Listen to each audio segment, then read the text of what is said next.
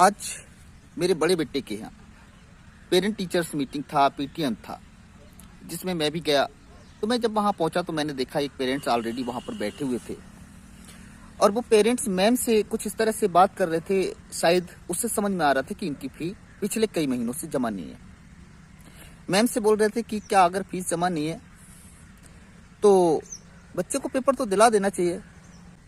उनकी बातों से ऐसा भी प्रतीत हो रहा था शायद वो गवर्नमेंट एम्प्लॉय हैं, सरकारी कर्मचारी हैं।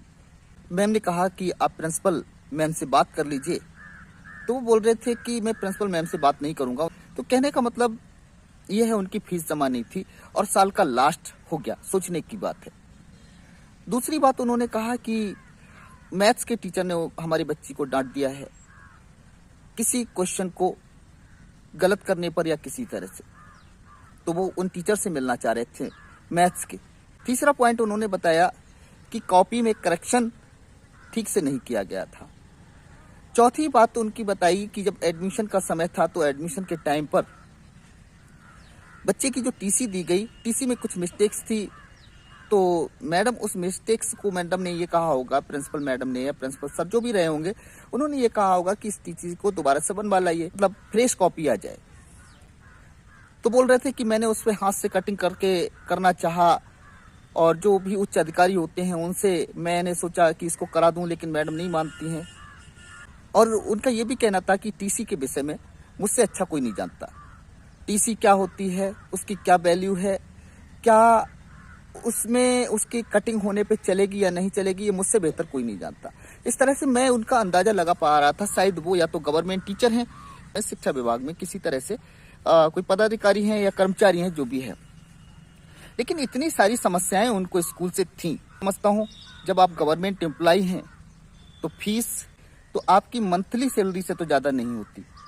एक आम कृषक जो है, एक आम मजदूर जो है, एक दूसरे बच्चे जो हैं, वो वहाँ पर फीस जमा कर रहे हैं, लेकिन आप वहाँ पे मैम से उलझ रहे हैं इस बात को लेकर। दूसरा, अगर टीचर ने अगर किसी बात को डांट दिया तो क्या ये ठीक है कि आप उस टीचर से बात करेंगे? क्या आप बच्चे के फेवर में काम कर रहे हैं या बच्चे का भविष्य उज्जवल बनेगा इस तरह? तीसरी बात, उन्होंने टीसी की बात की, तो आप रूल्स और रेगुलेशंस भी नहीं मान रहे। आप कह रहे टीसी के बारे में या डॉक्यूमेंट्स के बारे में मुझसे ज्यादा किसी को जानकारी नहीं हो सकती। जितना मैं जानता हूँ उतना स्कूल वाले भी नहीं जानते इसके बारे में। लेकिन क्या आप स्कूल्स के नियम को मानेंगे नहीं? क्या आप टीसी में अपने हाथ से कटिंग करके उस टीसी को फर्जीवाड़ा करके और टीसी स्कूल में जमा करा देंगे?